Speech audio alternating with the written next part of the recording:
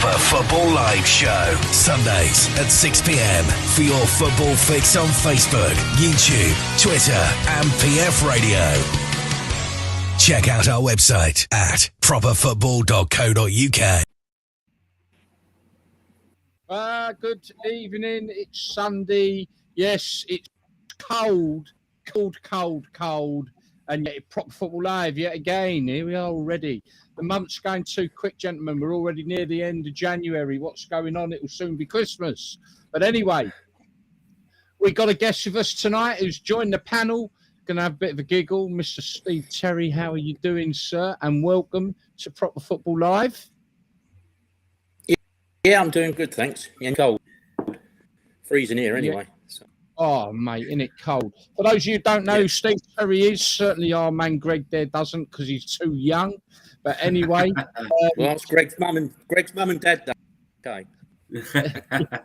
Oh, Steve played for Watford in the golden era at Watford. That was, of course, the early 80s. And obviously played for Hull City. An interesting couple of seasons there, mate. And had a good little spell at Northampton Town. But we'll get a bit more into that as the show goes on. Let's just say hello to Cally. Cally, how are you? Have you had a good week? Yeah, it's been a good week. Nothing special, but like I said, I've been in most of the time. It's been that cold. So, yeah. It's been cold, mate, hasn't it? Oh, man. I must admit, I am going to do a few shout-outs for some of the fans that have travelled to football over the weekend in big numbers as well. So I will do a couple of shout-outs a little bit on in the show. Greg, you've been off for a couple of weeks. How you doing and how are you? Yeah, good, mate. Good. Yeah, just got back for a family meal, so we was out for a bit of grub at lunchtime, just gone. But yeah, not bad. Quiet one yesterday. Didn't go back for football or anything, so I made the right decision there. But yeah, all good. It's too cold, man. It's too cold. Right, what we got coming up, folks? Well, first and foremost, please share. Also, please subscribe to our YouTube channel. Let's see who we've got on board so far. Sonia, good evening from Amersham. We got Sid on, how you doing? Mr. Crystal Palace fan, that. Sam Dukes is on, good evening, gents.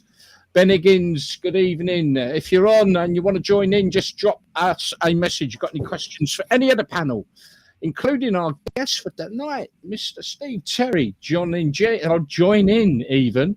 Ian Howells, good evening. Hope is all well. And good evening from Tailor Made Army. That's the Watford podcast page. Have joined us tonight. So good evening. Keep coming in, guys. Join in with the conversations and any talking subjects you'd like to bring up or like us to bring up, pop them on and we will pick them up on the chat room. Right, okay. What we got coming up? So we've got plenty of funnies. Got some great funnies. We're going to do the good old days, and I'm sure Steve will have a cracking story, and I'm sure maybe Nigel and Steve have a joint cracking story. I don't know. We shall see. Also, going to be talking a little bit about drones and football and the disruption that drones are now causing. If you remember, was it a year ago that they disrupted all the airports? They're now disrupting football. We'll talk a little bit more about. So I'm going to mention Nick Anderton, the Bristol Rovers player. I just want to mention that in a little while in a bit more detail. He's got cancer. Nigel, I know it's not a nice subject to bring up, but I'm guessing something you might relate to, being that you've had cancer yourself. But we'll talk about Nick in a little while. Let's start off, though, with, I think, is it 2-1 still? 2-2 last Arsenal. 2-2 at the moment. 2-2 at the moment. And then Haaland getting his hat-trick earlier in the Man City game. It's bang open, isn't it, in the Premier League? Not that I want to talk too much about the Premier League, but I suppose we better. Bang open, isn't it? It's got to be the most competitive Premier League for a while, isn't it? What do you reckon? Steve, what do you reckon? Yeah, I think it is. It's like you can see Man City up again, I think, the second half of the season. So you can't see, it's going to be between Arsenal and Arsenal just got something about them at the moment. They keep on getting. So it's going. I think it's going to go right to the end. So it's good. It's good. Arsenal are making a go of it as well. So it gets a bit boring in the same old team time. It gives everyone else a chance as well. So much past Man City with the squad they've got, but wait and see. I think the test is going to come when Arsenal actually do lose a couple of games in a row. Because the confidence is high at the moment, but they get a setback where they do lose a couple of games in a row, then you've got to see the real characters come out. But City's they've got a plan soon as well, Nigel, haven't they? They've got what? I think they're playing them soon as well. Arsenal. Yeah, and again, you're looking at if they get any injuries, Arsenal, their squad is nowhere near as strong as City's squad. You've got players on the bench of City that are getting any other team all the time. So, it's going to be interesting.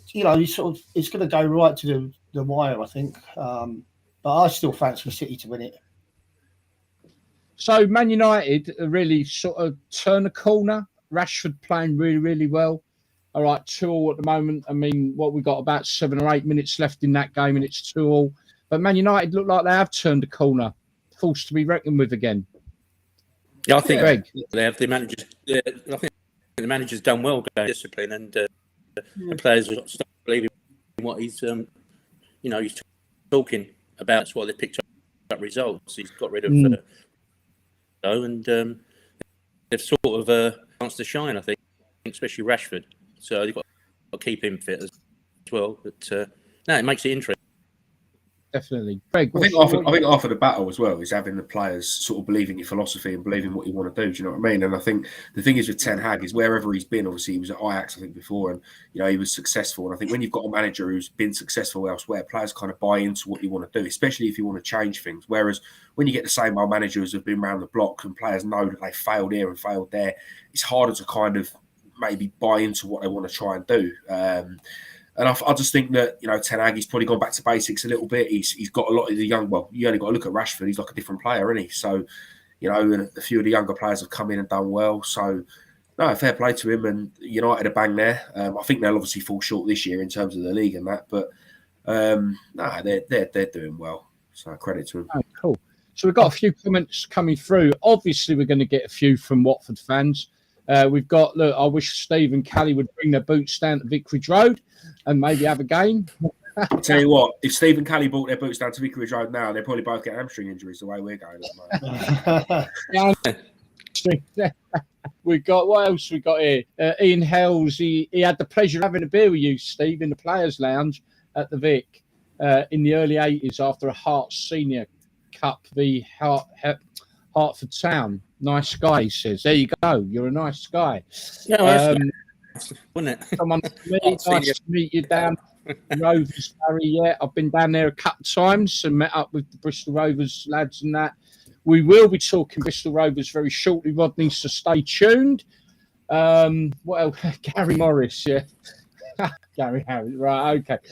What we got here? UK Casuals have put in, Man United manager made his mark with all the Ronaldo business. Now he has got respect from the players. It would appear that now they've sorted the Ronaldo situation out. It must be thinking, thank God he's gone, I suppose. I don't know. But listen, guys, don't want to bang on about the Premier League. They can do that on any channel. Want to finish off, though, quickly with a couple things before we do move over to the other leagues. Newcastle United, are they going to make Champions League? They look like they could, but what do you reckon, Steve? Chance. They don't let in many goals, and they've got to, they're playing really well. So I think they've got every chance if they keep the sheet. You're always picking up points. You always got a chance. So they've got points pushing now, haven't they? They're in fourth at the moment, aren't they? Greg, what are you thinking on Newcastle? No, I think they're fall short, mate. To be honest with you, I think he's done a good job. I think they've done well, but I think as the season goes on, even the teams that are struggling at the moment, the Liverpools and Chelseas of the world, I think they'll find more form, and I think Newcastle will just fall short. Will they finish 6th, maybe 7th, and grab one of them, Conference League places? Potentially, yeah. But Champions League, no. So do you reckon they'll get the 4th? So, I mean, I think it's fair to say Arsenal, Man City, Man United look strong for spots there. What do you reckon to make up the 4th then, if you're not Newcastle?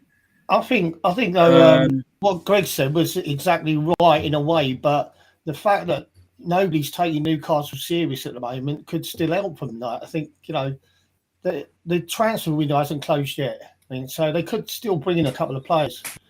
And, they're up there. So you can't – everyone's been ignored. They've been flying under the radar all season. Everybody's ignored them. They talked about the top 3 clubs, but they're still there, mate. And I said – It's and do you know what, credit where it's due. They have done well. It's a long shot, and it's a bit of one of your kind of eyebrow raisers. But I would, if betting, I'd probably go Chelsea, to be fair, just because I think they've bought in a few new players. There's still a lot of the season to go, and I like Graham Potter. They bought everyone, didn't they? You what? Sorry. They're buying up everyone, and they are. Do you know what? For me, I think the reason I said that is because of Graham Potter. I rate him, and I think he's the sort of manager who could put a 5, 6, 7 winning, run together. And he's a good manager. They've got to give him time. And do you know what? Just back on the Premier League, what you were saying about Arsenal, obviously how well they're doing now. It was only a year or so ago they were looking at binning Arteta off because they was in bad form. And it just proves that you stick with a manager, give him a bit of time, back him, and look what can happen. So I think if they get behind him, they got half a chance of nicking that ball. Back the manager. You won't hear that much these days. It's true. Yeah. I don't think Frank Lampard will be hearing that. Let's catch up with people in the chat room again. Ian Hells again. Had the pleasure of a few beers with Cally recently, but that's another story. Well, we'll get you on, Ian. Maybe you'll tell us that story one week. UK Casuals. Eddie Howe's a really good manager. He's done wonders while he was at Bournemouth, future England manager. Evening. Interesting with that one, though, mate, to be fair with you, because he did well at Bournemouth, but then we went to Burnley, he was atrocious and went back to Bournemouth. Exactly. But he did play, he's doing well at Newcastle, and I'm sure we're going to see what happens there. Good evening, Richard Gilmore. Right, okay. Down the bottom, big one, wasn't it, yesterday? Everton losing out 2-0 to West Ham. It looks like he's going to hold on to his job. I mean, they've interviewed a couple of the bods down. I can't think of the name. Ken Wright in it, the chairman. And Bashiri in it. Yeah, that's it. Yeah. I think he's good enough to do it. I was going to say, apparently the directors have been told to stay away from the home matches, isn't they? Because of the abuse. But they said the owner turned up to watch the match yesterday. That's the first time he's been there in 18 months. And they've made a little announcement on Sky Sports that they're going to be looking at making a lot of changes. So I don't think his job is safe, to be honest. Well, I don't know. They could bring in. No, because could they bring in? Well, this is the thing. People are saying people are calling for him to go, but Pochettino. Will he go there? Though? He wouldn't go there. Not in that. He wouldn't go there. I can't the thing is, Everton's next 2 games, they've got Arsenal and Liverpool. So is there any point in making a change now? Because realistically, they ain't going to get nothing out of the next 2. So I don't know. It's one of them, isn't it? And obviously, you look at their squad and they're recalling a defender from Burton Albion and they're recalling a striker from Sunderland. So have they got any money to spend? It suggests they haven't. And if they're stuck with that squad that they've got now, is that good enough to get them out of trouble? I don't know if it is. Yeah, but is he good enough to get more out of that squad? That's what you've got to look. I mean, listen, he went from Derby to Chelsea where he had a pot full of players to choose from, and he didn't do too bad at Chelsea, but they wanted more there. Now he's gone to Everton. He's still relatively unexperienced as a manager. Yeah. So, maybe you need to get someone in there that can work with the squad of players that they've got. 12 months ago when they was in trouble, it was Richarlison who got him out of the hole, wasn't it? He was scoring the goals for him, and he's not there anymore. The other players don't look like they're stepping up. So I think you either need to change your manager to kind of revitalise or go back to basics, or you need to sign a couple of players, and I don't think they've got the money to do that. It said in the papers they're on about signing the lad from West Ham, centre forward. Antonio. He's not in the side at the moment, so they're on about Antonio. Everton and Wolverhampton Wanderers looking at getting him too. Antonio, yeah. Well, because West Ham have just bought in the Ings as well, haven't they? So yeah, they have. But you look at that Premier League down the bottom, 2 wins and you can be mid-table. That's it. You can be rock bottom and get 2 wins and be mid-table. So it's certainly not a done deal. I mean, he might be sitting in the bottom, but I don't think it's so tight down there. It's still going to be interesting to see. What's this? You can be a brilliant player, but not a good manager. Gerrard is another example. Ian Poulter, good evening. I'm going to touch a bit on the Derby game, actually, mainly because of the amount of Bolton fans that were there, but we'll talk about that in a bit. Okay, let's move off the Premier League.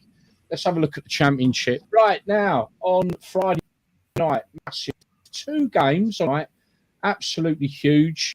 Burnley getting a 2-1 win against West Brom, who are flying and did go 1-0 up. And then Sheffield Wednesday getting a 2-1 win as well. I think it was 2-1. Sheffield Wednesday. Sheffield United. Yeah. 1-0 it was, right? Well, to me, it 1-0 they missed a penalty last minute. Yeah, them 2 sides are flying. I think they're almost going to be untouchable if it carries on. I think a few more wins and it will be. Oh, hang on. I think we better check that result at Arsenal. 3-2. 3-2, 90th minute. Yeah. 3-2 Arsenal. Blimey. That's, mate, Arsenal, I'm beginning to change my mind about whether they're going to win. I think they've got a damn good chance of winning. Right, okay, plenty of people telling us about that result. Thank you very much, people. Now the game's over, you can come and join us. And get here again, that was. Burnley doing really, really well under company. I think they are odds on for automatic myself. And Sheffield United, I think probably the same. I think they're opening up a big enough gap now, aren't they? What are your thoughts on it, Cally? Yeah, well, like I said, I mean, you've got 2 players that have played under Guardiola, managing teams now and doing really well with them. But I said Burnley do well at the start of the season. I'm intrigued with the Championship because I'm looking at the table here. Watford are 3rd, but between 3rd and 10th, there's 3 points separating them teams. 3 points separating 3rd and 10th. So that's 1 win away. You know, it's. I mean, if you take the Premier's tight, the Championship's even tighter at the moment. But I think he's done a good job up there at Burnley. Oh, he has, hasn't he? And the football they're playing is a lot more attractive than what it was as well. Yeah, definitely. Well, like I said, I mean, you know, sort of 9 times out of 10, if you've been playing under a good manager like Guardiola, if you don't learn anything off him, then there's something wrong with you. So obviously, Arteta's gone there and done it, and he's getting it together now, and company's probably taken that to Burnley and put that into Burnley as well. So. Just cutting across there a little bit, just out of interest. Oh, mate, typical. You know, I don't like VAR. I don't like anything that changes the game of football that I fell in love with all them years ago. That includes the technology. It's just ruining the game. VAR. Look at our chat room, chaps, and you'll just see everyone going, yeah, look, 3-2, 3-2. Then all of a sudden they're all going, oh, VAR. And the goal has been given, so it is 3-2. But that just sums up, doesn't it, what has now become, you score a goal, you've got to take a big, deep breath before you celebrate. And it's just, sorry, chaps. That does spoil it. It spoils it. It does spoil it. You can't now. It takes something off the game. I wouldn't last 5 minutes with VAR on the pitch. I'll be sent off every week, I think. Now, the way we used to play and stuff. That question's coming actually a little bit further in. How long you would last on a pitch these days? But no, 25 seconds. What are your thoughts on the Championship then, Steve? I think it's the Championship. It's how football should be played. I think it's everyone can beat everyone. I love it. It just seems to me when you get a Championship game, it's more entertaining than the Premier football. You know, and it's changed it. You know, it's just more. I enjoy it better. It's how football more exciting. So I VAR. prefer watching the lower. Yeah, No, it has changed. It has changed the game. Not for the better, because supporters used to like to talk about incidents. That's all been sort of knocked on the head now. You can't do that. It's become too clinical. Football isn't like that. It's about passion and hunger and winning. Well, I really like that comment you just made about football's become clinical. It's sort of sterile, isn't it? They're sterilising the game, and that ain't the football. I mean, Greg, you're a younger man, and obviously, but you're old enough to surely, see the difference between what they're doing to the game. I mean, the last couple of years, it's crazy what they've been doing.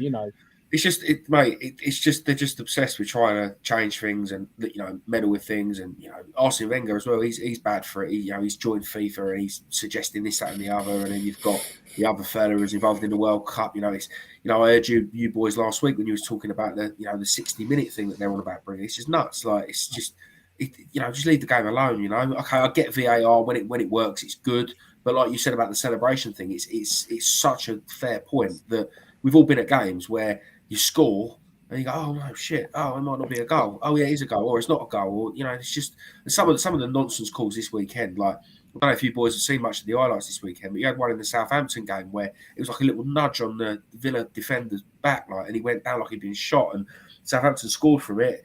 The referee went over and looked at the monitor. He was looking at it like 10 times, and it's like, you have one look and you go, oh, he's gone down a bit easy there. Yeah, we'll give the goal, or we won't give the goal, or whatever. But to spend how long looking at it as they do, it's bad for the fans. It's no good for the players. You wonder why the managers have a pop, and it's just nonsense. God forbid they bring that in the Championship next year, which I think is the plan. But I don't know. Well, yeah. I just don't know. I just don't know how some teams have the VAR at the ground, and some don't. So is that the fair? FA Cup thing was ridiculous, wasn't it? Yeah. The FA Cup thing was nonsense. We was talking about that the other week. You can have I think. I can't even think of the game now, but you have like a Premier League against Newcastle, Sheffield Wednesday, that game. There'd have been no VAR at Hillsborough for the first leg, the FA Cup game. But if that had finished a draw, there was a replay at St James's Park, there would have been VAR in the replay. You can't have one rule for one in the FA Cup and another rule in the same competition. It's just nonsense. And they're making it up as they go along. It's ridiculous. Absolutely. Right, okay, I'm going to break it up a little bit now. I think it's time we had some funnies. I've got quite a few to get through. So I think, let's do the funny section. Steve, where we show some funny clips and have a bit of a giggle, to be honest.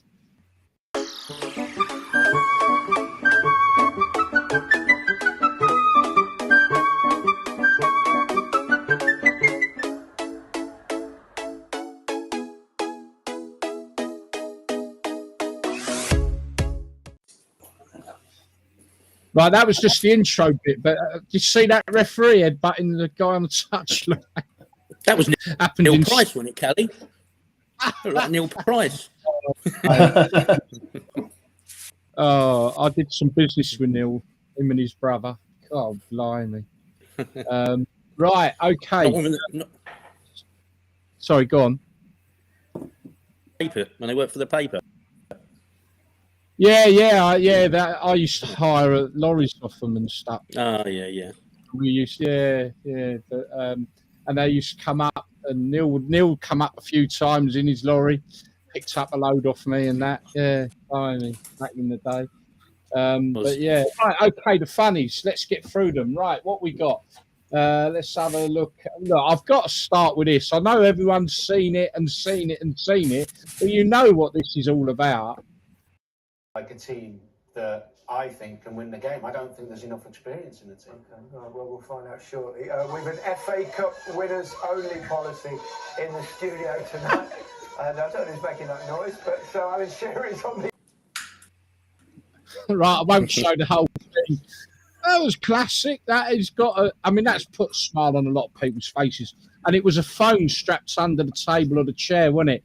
And the guy set it up that when he rang the phone, that would be the ringtone. Have you seen the other video where he's actually, so he went back home and he was ringing it, and his mate was recording him ringing it? So they like videoed it from his living room. Yeah, that's funny. That's good as well. He's like, he's ringing. Brilliant. You know what? There's no two ways. Sometimes you need a bit of fun in life, and you know, just saying about how clinical and sterilised football's becoming. Things like that, they're funny. That was it was brilliant. The perfect channel to do it on as well, wasn't it? Because if that's Sky or ITV, they break to an ad. I mean, I don't know if any of you guys have been had by that one. I have loads of times, mate. You open up. Oh yeah, been done by it all the time. Yeah. They called it now. You've been Lineker, isn't it? That's the nickname for it now. You've been Lineker. Right. Okay. Let's move on. He done well, actually. He carry on, didn't he? Really? Sorry. He handled it well. He did well to carry on, didn't he? Yeah. Right. Let's have a look what we got here. Watch this one.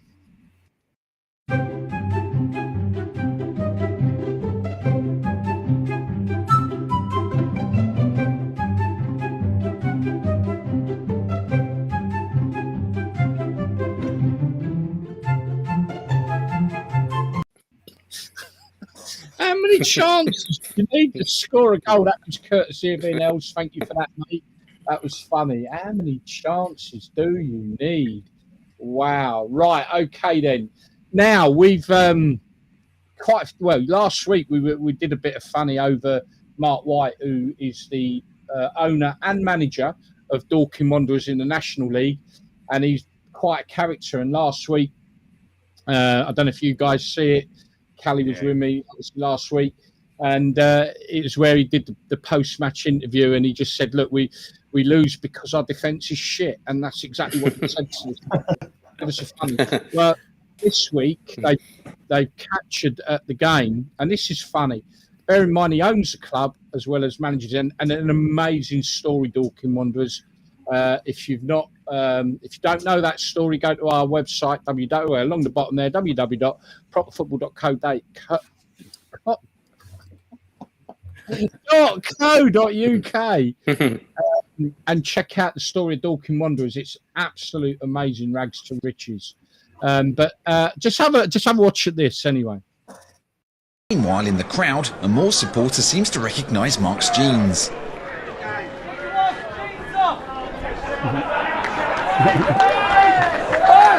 They're your wives! They're your wives, not mine!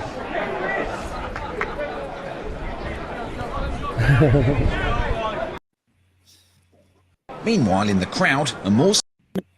Right, okay. I don't know if you see that properly, guys, because obviously... seen it properly, People would have seen the whole picture of Mark White. Basically, he's on the touchline, obviously managing the side, and he's wearing skimpy black jeans, and some geezer in the crowd's giving it, you got your wife's jeans on, mate. And then obviously, he oh, brilliant. That's proper football, and they crack like that. That Mark White is some character, he really is. Right, okay, let's just check out what we got. Right, chaps, I'm going to apologise for maybe a certain word on this shirt, but I've got to do it.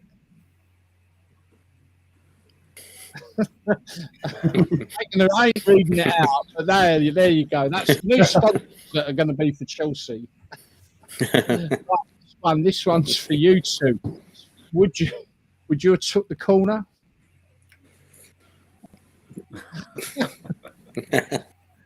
Oh my word! Right, okay. Right, chaps, I'm going to quickly... Well, let's get that one off. There we go, lost it.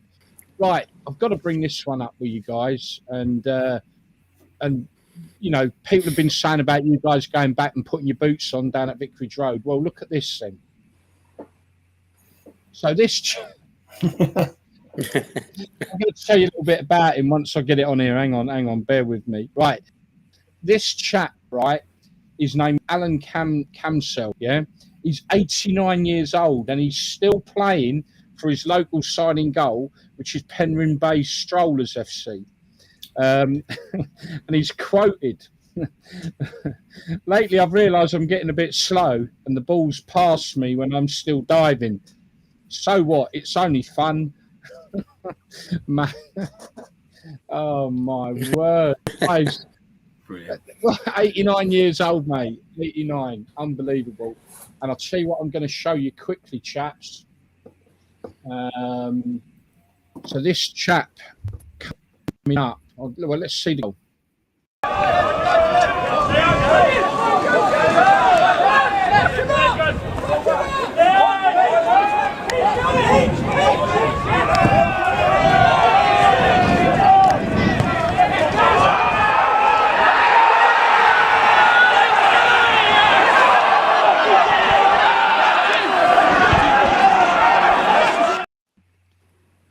Right, so that chap, right, 41 years old, playing. He's actually the joint manager of Nantwich Town in Northern Premier League, and Gary Taylor Fletcher, and he scored He was that. at Blackpool, wasn't he, for a while? Was it? I know the name. He's definitely been through. He's definitely been through the leagues. Oh yeah, hang on. Oh, he's scored in all. I was going to say I know the name. He's definitely been through. Gary Taylor Fletcher. Yeah, so he's 41. He's playing for Nantwich, but he's scored in each of the top 5 divisions of English football over his playing career. Yeah. But that's still a doozy of a goal, isn't it? At 41. Good goal, that. Good goal, wasn't it? Yeah, cracking goal. Okay, so that corner flag though, Nigel, you used to take corners. Would you have took that corner? Yeah. Go by. Yeah, but I could hit a ball off one step. So I would need a run up. Yeah, he could do. He never used to run past people. He just used to cross it round them. You didn't need much of a back lift. You used to just get it. Well, that was it. I mean, there's no point in taking on a player if you can get the ball in the box without beating him. So when they used to drop off me, I just used to whip it across them. And if they get tight on you, then you got to go around them, didn't you? But yeah, to be fair to be at the time as well, weren't you? Sorry? You was one of the best crossers of the ball. I'd like to think I was, yeah. I sort of like we was lucky. We had 2 wingers at Watford. There were two really good wingers, and there were different wingers. You know, you got something different out of John, and you got something different out of me. So at that time, when we had that side, it was exciting days because you know we never used to get 0-0 results, did we? We'd win 4-3, and there was never. We scored goals, and that was the thing. And even when we lost, fans went away not pleased, but they went away thinking it was a good game. Yeah. You know, it's exciting. Whereas, you know, there's a lot of frustration at the moment with some of the performances that are coming out. We was talking about the other week, Steve, but it annoys me when these Watford fans go, "Oh, yeah, but we put out a young side on Saturday." Well, we had a young side. Steve was 17. Yeah, 17. Our first team. You and Jackie were 20 years old, weren't you? I was 19. Yeah. John Barnes was 18. You know, we had a young side and we were winning things. So I can't understand why people try and make excuses for the injuries that we played a young side. Well, if they're good enough when they're young enough, then they're old enough. Simple as. And you two came up through the academy together, didn't you? Steve was a year above me. Yeah, it was a year above Nigel. He just somehow, just because his birthday's in September, just got each group, didn't you? Yeah. But I was with Kenny. Me and Kenny came at the time, and then Nigel was sort of on his own the next year, really, wasn't he? And then there was it Jimmy? Those sort of coming through after that. Tim Sherwood, was it? Or was he a bit younger? Holdsworth. Yeah, Dean and David. Yeah. Just out of interest, I'm going to talk about the Bristol Rovers lad in a minute, and I know that's a difficult subject for you, Nigel. But a subject I wanted to put to you, Steve, was now you were renowned for wearing the headband, weren't you? Yeah. You know, now there's so much this day and age about heading the ball and the dangers of heading the ball. Did wearing the headband help? Because it's I wish I'd see a goal. I was trying to get a goal. You scored a header. Oh, mate, I can't remember who it was against now. Cracking header. You had the headband. Did that headband offer you any protection or not? I'm not too sure. I'm a bit worried when you hear in the news and stuff about, a lot of these older players now, sure, and different illnesses. It might have helped me. I started wearing it is because I still had stitches from the following the week before I played. Yeah. You had to play then because you wanted to win bonus and stuff like that. So I wore it to protect what he had in. So and then every time I didn't wear it, I seemed to get a couple of wore it like Steve Foster used to wear one, but he had the old fantasy one. Yeah. Thing with Steve, Gary, was like when they say stick your head in where it hurts, he actually did. I mean, he was amongst the boots, and that's what you don't get these days. You don't sort of get that commitment. Like he says, he played a week after because he wants a win bonus. So it hurt to lose, and it hurt to be out of the side. It don't hurt anymore, does it? No. Not anymore. No. I did wonder, though, because there's an awful lot, like you say, about the older players are saying with the dementia issues. And, I mean... I've spoken to a few players, you and Nigel, and he's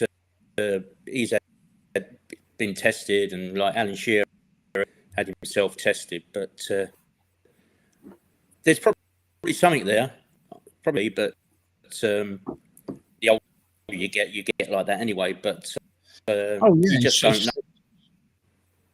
You know, the heading we used to, Nigel, like the heading we used to do in tree as well. It was a heading medicine ball sometimes with Tom. You know what he was like. It was forwards against defence heading, and there's loads of players, and it was literally after your head was red, and you could have mitre written across your forehead because you headed the ball that much. We had a swing ball. We had a swing ball at the training ground, and like the centre backs and the full backs they do heading practice, and you'd swing the ball and you'd time your run so you could head it And we never got afternoons off with Watford. You practiced on your individual skills in the afternoon. Like the forwards, I'd be crossing balls to Luther, and he'd be putting them in an empty net. And Steve and the other lads, they'd be getting long balls hit up in the air and then go and attack them. And that was all about perfecting your skills, So, but it's totally different now. Yeah. And like you say, I mean, the balls are a lot lighter now as well, aren't they? So you guys back in the day, the balls were, I mean, all right, go back even further and you'd have had laces embedded into your forehead, I guess, and would have been awful. But like today's footballs are even compared to the 80s are like balloons, aren't they now? Must make a difference. But no, it's you know what, that's a subject in itself, really, maybe for another time. Because if they ever do stop, I know they're starting to say you're only allowed to head the ball so many times during the week and all this now. I mean, football wouldn't cope with losing heading, would it? Well, the kids are wearing head guards now, aren't they, in training and stuff like that. So a lot of lower down the youth teams and stuff, they don't do any heading at all, really. So there's definitely something there, but a lot of things have been kept quiet in the league, and probably the PFA haven't helped too much ex-players and stuff like that. They've been done, but it's sort of been pushed under the carpet a bit, I think. If anything, it's safer now to head a ball than it was back in our day.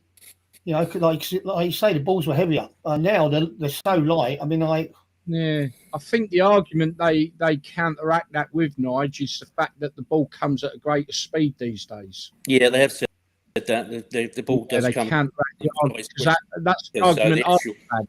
But they counteract saying actually the ball is coming at a greater speed than what it would have been back in the 80s because they're so light and their boots are moulded around their feet these days and stuff, But no, I thought it'd be interesting to ask. I'm going to mention now Bristol Rovers. Nick Anderton, he's got cancer. He's currently going through chemotherapy at the moment, and the whole team and all the members, and I think even some of the fans have all gone and shaved their heads in support. There's huge support coming through for this chap. Just want to mention him because I'm going to, let me grab it. Let me just, No, it's stuck to me wall. Right, I don't know if you can see that picture. So I'm going to see if, see this one here. So if you can see it, it's probably, in my view, the most iconic football picture of this modern day era of football. And what it was last year, Bristol Rovers got promotion on the last day of the season. And the players actually stayed in their kit and went out on the town in their kit and just celebrated with the fans straight after the game. And this is a picture. The club actually promoted it. But, I mean, I'm guessing a lot of clubs wouldn't because their players are in a dangerous position.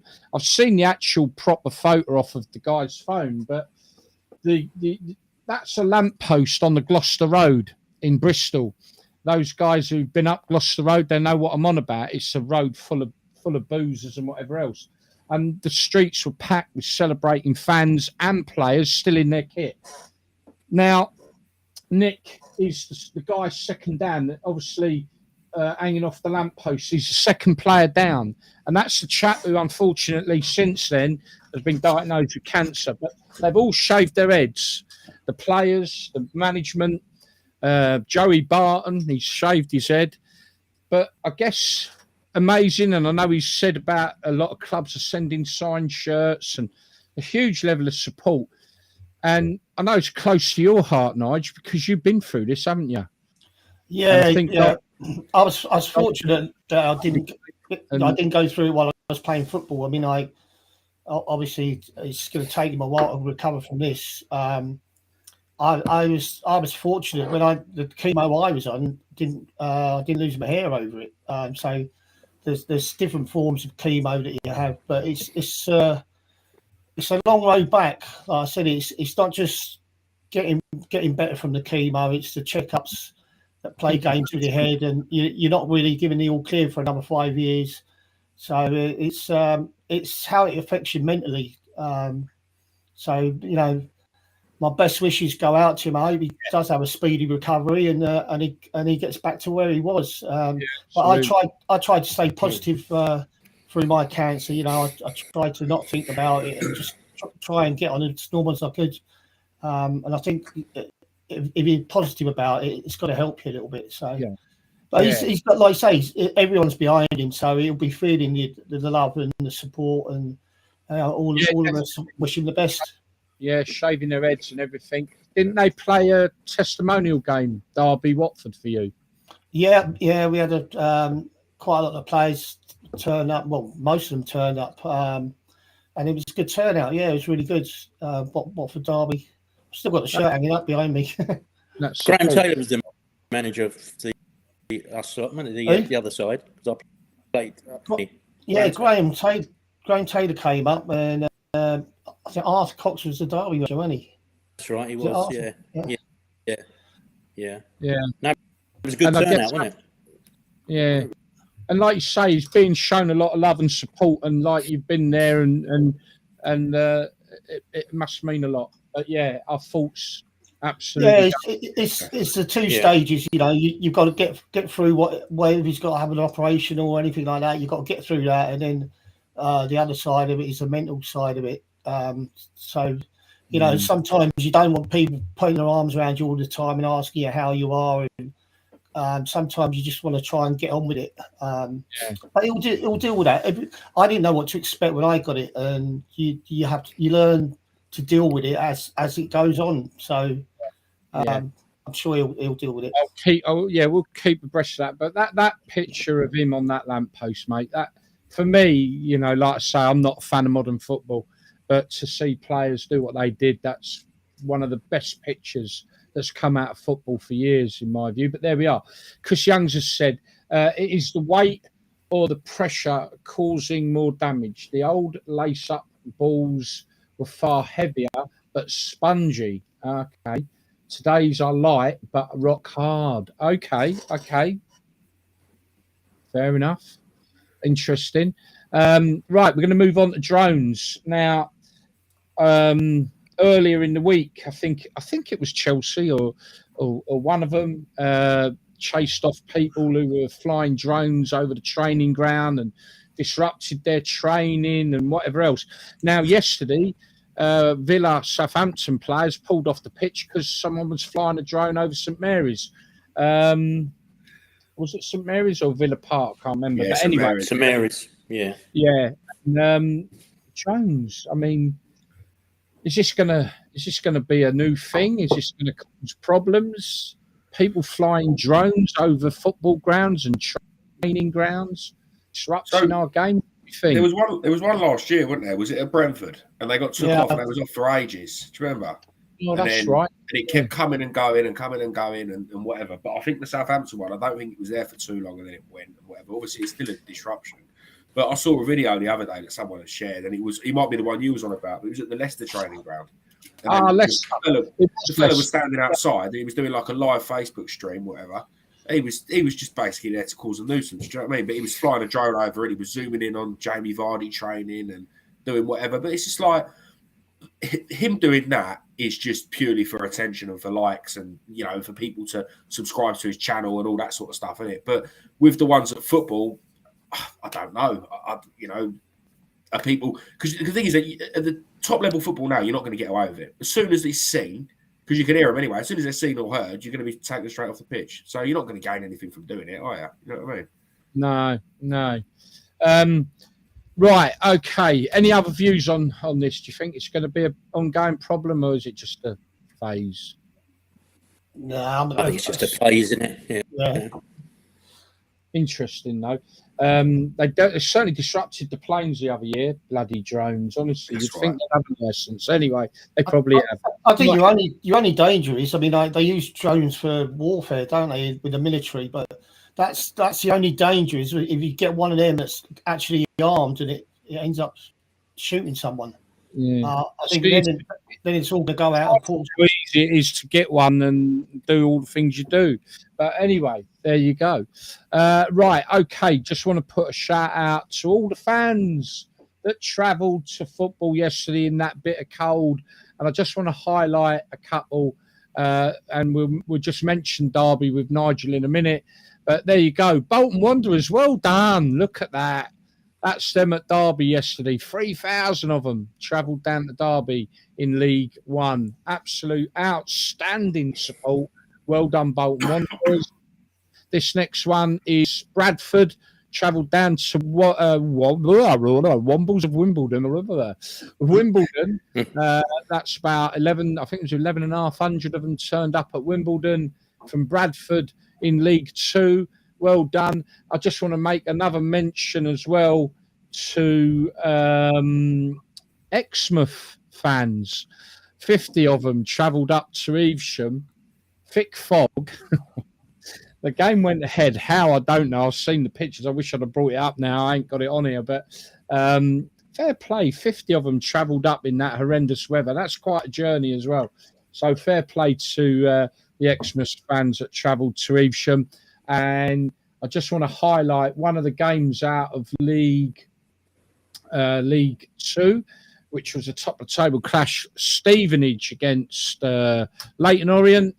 It finished up 3-0 Stevenage, which puts them 2 points and a game in hand behind the leaders Orient, who have been running away with it all season. But Stevenage have really turned the tables there. They're 2 points behind, but do have a game in hand. But they had one of their biggest ever crowds yesterday, 6,500, 1,300 of them up from Leyton Orient. So again, big shout out to all these fans that are travelling, particularly down in the lower leagues and the non-leagues. Absolutely outstanding. Any highlights, Cally, that you want to bring up about anything or any issues that you wanted to raise?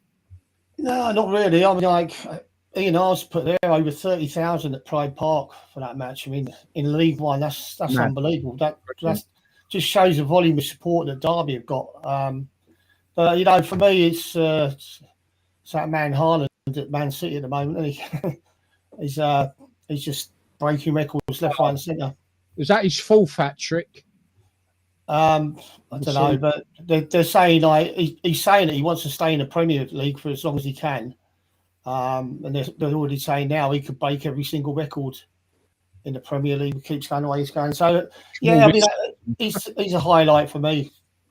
I know it's Man City, but I love watching good footballers. Steve, anything you want to raise? Any highlights or any sub? No, I just said about Haaland. Really, it's the team that they've got there. He can't not score goals, Haaland. With the team as well, yeah. And you can see Brady's. He's going to get loads. But with the supply he gets from these things. Yeah, it's almost like he's been built to, bit by bit. He's tall, he's fast, he's strong. He's probably the most complete centre forward you'll see it in the league at the moment. But they've been moaning about as well. Makes you laugh that same because he's played. They're not as good as they have been because they're as much flying football because they're playing up to him, which is. Yeah, no, absolutely. You're right, though, about that. You're absolutely bang on. It's not just about Haaland. It's about the fact he's in the side. Just unbelievable service. Greg, highlights for you?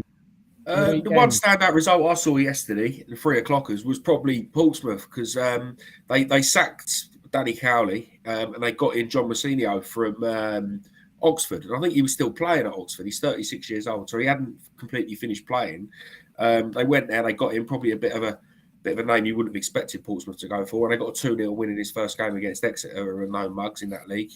I think they're like 9 outside the playoffs. So, they're probably a team to watch if they can go on a bit of a run and, maybe make a show. Pompey, you see their attendance as well. I didn't see it. No, but Pompey should be back. 18, which is 18K, is that what they had? It's good for 18,000. Yeah. Mate, they got a great support, Pompey. Talking of good attendances as well, Sunderland Borough today on Sky lunchtime kickoff. I think it was 42 or 43,000 there for that, and that's lunchtime on Sky Sports on a Sunday. Yeah, that's super derby. But you're right. I mean, the attendances that you're seeing in these other leagues. I mean, Ipswich Town, regularly getting over 20,000. Like you say, Derby. Look at the crowds they get. Sheffield Wednesday. Just mad. 3,000 Bolton Wanderers fans at Derby to make up that 30k crowd. Just brilliant to see this level of support. Big shout out though. I've just seen Richard Charlton's just come on. Evening, gents. Just planning the away days for the champion. You've got to give them a shout out. Plymouth They're flying. They're flying. Aren't they, Plymouth? It's just a shame what happened. To them in 1984. But I guess you two don't want to say too much about that. But thank God you dryly got that. You both played in that and all, didn't you? Against Plymouth. Yeah, that's right. Yeah, mind you, didn't one of the Plymouth supporters caught up with George late, bit off part of his ear, didn't they? Oh yeah, he had a bit of a bite. Yeah, off by a Plymouth supporter, George. So, but Plymouth, I think got his own back. Looking strong at the top, and they've been at top most of the season. Wednesday. Just slightly behind them, but certainly looking good for automatic promotion, Plymouth Argyle. But just please don't go biting any opposition players' ears off. God. Mate, it was a bit naughty outside Villa Park that day with them lot and all. I can tell you. Just for because obviously you're on the pitch, mate. That was awful. In that they put us in that whole end that day. And talk about overcrowding. Jesus Christ. Couldn't move. What a day, though. What a day. Right, okay, what we got here? Stuart Higgins. What about Burnley and Sheffield United pulled? Mate, we sort of, I don't know if you were on earlier in the show, Stuart. We definitely brought this up and we had quite a discussion about Burnley and Sheffield United. And you're absolutely right. They definitely have pulled way too far ahead now. I think we all agree. I think Sheffield United could be called, mate.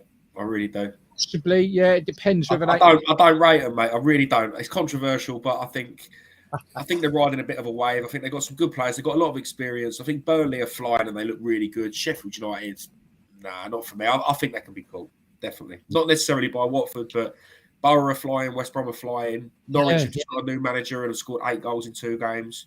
You know, they're going to go on a run now. You know, there's some good teams that are going to be, you know, you look back a couple of years ago when I think it was West Brom and Leeds were miles clear at the top. And then Brentford went on some mad run and only missed out on the final day.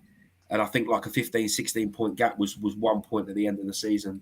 You know, we all know what the Championship's like. Nothing is cut and dry. I think, you know, give it a month, give it till the end of Feb and see where teams are. I think Burnley are out of sight, though, myself. But I think, Burnley look good. Yeah, because the thing with Burnley is even when they're poor, they seem to pull something out, don't they? This is the thing with them. You should keep a close eye on this, I think, without a doubt. Richard's come back with, bad memories of 1984.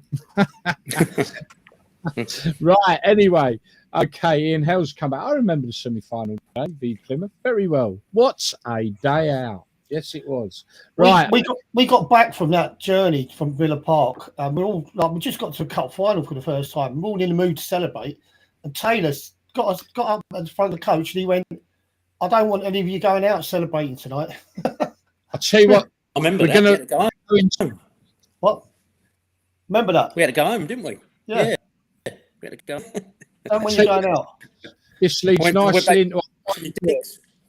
So we're going to do the good old days now. I'm going to leave it up to you two to come up with a couple of great stories. We are going to run a bit of extra time, folks, as we seem to be doing quite regularly.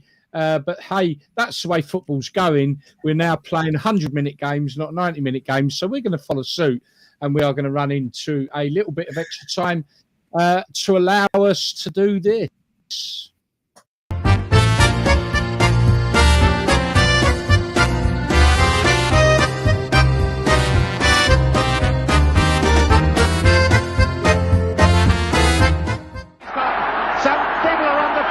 It's all over. It is now. It's 4. And Charlton. Right, there we have it. It is, of course, the good old days where we come out with some stories. But being that we are literally a minute to go into extra time, we're just going to leave it up to Nigel and Steve. So which one of you want to kick off with a funny old story from the good old days? Talk about the Premier League. Nigel sort of... some we were a bit to be careful what we say, weren't we? Some trips we had and places we went to. I remember going to China. Do you remember going to China when Elton came with us? And he was every night in the hotel. He'd come and play the piano and sing to them. That was great memories. That was. We played. I remember playing in China and people went in there. They want no sound at all. They weren't cheering enough. There was about 100,000 bikes left outside the stadium, and you went inside the stadium. No shouting or anything. They clapped. I think they clapped when we came in, but there was no singing or shouting or anything, which was a weird place to be when you. You remember that? A military game, wasn't it? Yeah, it was like a military game, wasn't it? Soldiers all around the pitch, and we've got quite a lot of memories. So I'm going to. I was talking to Gary about when we were a bit younger, Steve, and I went out with this girl, and then after a couple of dates, she said to me, "I fancy Steve Terry." So I went, well, you better go out with him then. So she buggered off and went out with you for a couple of weeks. And then she decided she wanted to come back to me. Oh, I remember that, yeah. Well, the day after she's doing now. The day after she told Steve that she wanted to go back with me, we're training. And I'll tell you what, he tried to kill me in training. Every tackle, he was trying to kill me. I wasn't, any ball near him, I was just staying away. Do remember that. Mind you, I remember another time you took a girl to the cinema and I ended up going home with her as well. I think you liked the film, so you went home. I remember him running in from training. All right, we got showered and Steve had obviously got showered and ready before me, and he'd gone to his car and he'd come running back in. He went, "Cally, you got to come out." He says, "Your dog's eating your car up." And I had this little Alsatian pup and I brought it to training with me. I left it in the car and he started chewing. You had no seat completely, so he got. He'd actually chewed off half the seat. There was only half a seat left. He chewed all the foam on the seat. You come chewing your car up. I couldn't believe it then. Steve, what sort of car was you bowling around in? Because I've been told Nigel had a TR7, but he's told me he had a Mini Metro with Go Faster stripes. Oh, yeah. Nigel had all the flash ones. Did you remember that big sort of maxi thing? I had a big sort of car. Tank. It was like a tank, it was. It was a tank. It was a tank without the gun. Yeah, Nigel, yeah, it was around the tank. I wasn't too much in my cars, but Cally had a 3-point, didn't you? Yeah, I had a Capri, didn't I? 3DRS. Oh, I had a Capri. Remember when with his windows open with the music. My first car I had was a Capri, but that was a really old Capri, and I put it in the car park at the ground, and I went out, started the engine up, and I'm watching the bonnet, and it started bubbling, and I looked under the bonnet, and my car was on fire. Next thing, there was about 3 fire engines turned up because it was right by a gas station. But we all used to race back from Stanmore, didn't we, to the ground? Yeah. You remember that? But he had some monster car, didn't Kenny he? Jackie in the Datsun. Kendo Nagasaki. Would you say any of it sort of... I mean, modern day, I mean, look, you know, I don't need to tell the audience what my view is on modern day football and the players, but there we are. But do you think that the way things have changed, that maybe the camaraderie between the teams would have been so much different back then because maybe you weren't on the sort of money they're on and you were more like, you know, local lads brought up through the academies, you were a lot more of that. You know, this day and age, they're on so much money, they're bowling around in Ferraris and Lamborghinis at 17 and 18, you know. Do you think they have the sort of fun you guys had? Or do you think it's... No, we as well, wouldn't we? We're all mates together. We used to go out together, look after each other. You couldn't have that. You didn't have mobile phones then and stuff like that. We just had to... Yeah. If you want to get older, you had a house phone. That was... But social media just changed everything like that, which is hard. They can't do anything. Yeah. No, we could sort of get away. Yeah, Steve said, like, we young lads, like, in cars, and we used to have a few little races to training up to Stanmore, you know, overtaking each other and all that lot. And probably wasn't a good thing to do at that time, but you're young and you're having a bit of fun. But again, if somebody caught you on a mobile phone speeding or overtaking like that, and they got it on camera, you'd be in trouble. So these days, with all these video cameras on the phones and anything you do to step out of line, normally 9 times out of 10 someone's going to capture it. So yeah, it was a lot different in them days. But I thought we had a young side at Watford, and normally Taylor would say, like, you know, you get married too early with kids and all that lot. Because we were all young, we were all going out. He was saying, like, the sooner I get you not married, the better. So you know, there was always you can always ring up someone. Barnesy, do you want to come out for a drink? Or Steve, you want to come out for a drink? Kenny, and there was Morris Johnson there as well. He'd always come out for a drink. But yeah, he used to live in that flat just along Vicarage Road, didn't he, Morris Johnson? Yeah. I used to have to pick him up every day. Right. Okay. I just want to read out a couple of comments that are coming through. One is about George Riley. Actually, he actually had half his ear bitten off it's on a build site. So when he was on a building site, you know, because players then, folks, mate, they didn't need to go and live in, you know, marble palaces because they'd earned millions and millions and millions. They had to go out and do a day's work, you know. And George Riley, you know, scoring a goal in the FA Cup semi-final, ends up working on a building site after his career. You won't see that from today's players. Steve, sorry, mate, I've always got to have a dig at these players. I really have. And that's my play with them. Yeah, bitten off while working on a building site. Stuart Higgins, as a newcomer to the podcast, it's been excellent. I will be back. Thanks, lads. How do I get alerts? Oh, by the way, you were the best Watford defender ever. There you go, mate. See, come on here. You get lots of flack. Lee Poulter. Cally had loads of flash cars when he came to Derby. Oh dear. Right. Okay. Listen, if you've been listening, best way if you want to get alerts, I think, is subscribe to the YouTube channel. If you subscribe, there's a few different ways, isn't there? So you can subscribe to the YouTube channel and definitely follow Proper Football on Facebook if he's got Facebook. And then there's not an alert so much for the show, but obviously every Sunday 6 o'clock, and we'll put up messages when we throughout the week and stuff like that. But we advertise it. Jump on the social platforms, because what the guys do there, Dan and yourself, Greg, amazing. It's good fun. It's all a bit light-hearted. Try and keep it light-hearted as well. Do you know what I mean? Bit of fun. So check out the website as well. There's some good stories, good interviews on there as well. It is all getting better and better. And we're not into this modern day football stuff. And I've been listening to Talk Sport lately, and it's quite shite, to be honest with you. So you need to listen to us. Football, that's www.propfootball.co.uk. Cally, are you on Mixcloud tonight banging out the tunes? Yeah, I'll be on from 9 o'clock tonight on Mixcloud. Right, let's just bring that up. If you want to cut the rug with Cally a bit later on, and every night of the week, pretty much.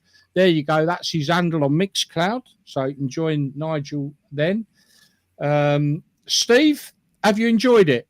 I've enjoyed it, yeah. It's been really good. Good. Hopefully you come back again then and have a giggle. Yeah, keep in touch. Yeah. Yeah, we definitely love to have you back again, mate. Cally, it's all a bit fun. And great. Right, let's get that off. So join Cally then. Okay, last words from you guys. Last words from Cally. Yeah, just thanks, Steve. It's good to see you again and talking to you, mate. Bringing back some of the memories.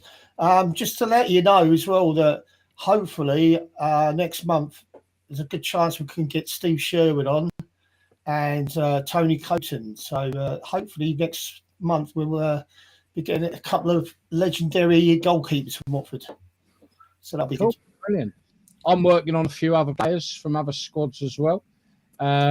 So yeah, that's good. And obviously, like we did last week, we make sure if you're a fan and you got a lot to say, and about football in general, like we had Jeff last week, Darlington, and like I say, we want non-league, we want lower league discussions. So if you fancy coming on and contributing, give us a shout.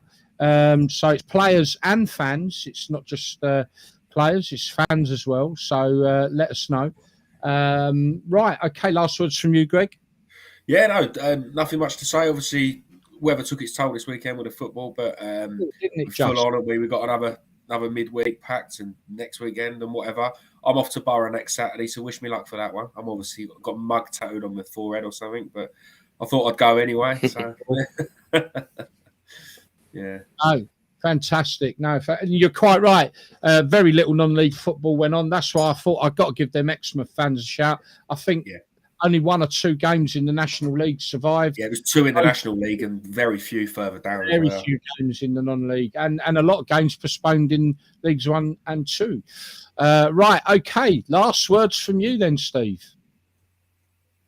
No, keep in touch and good luck, Greg at Borough. And cheers, mate. I've given up with all that, mate. And Gary, keep in touch. It's been enjoyable. Remember, brilliant. Yeah, brilliant.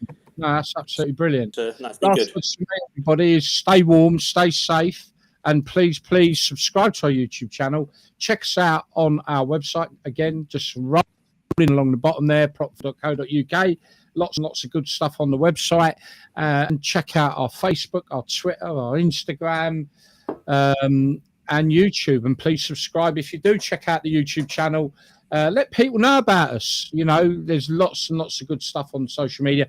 And we've got some more different types of podcasts in the pipeline as well. It's all good stuff. We'll see you next Sunday at 6 o'clock. So it's goodbye from me and everyone else. And again, a massive, massive thank you to Steve. And I can't wait to get you back on at some point, mate, as well. That's it from me. Cheers, mate. And cheers, guys. Goodbye. The proper football live show. Sundays at 6 p.m. for your football fix on Facebook, YouTube, Twitter, and PF Radio. Check out our website.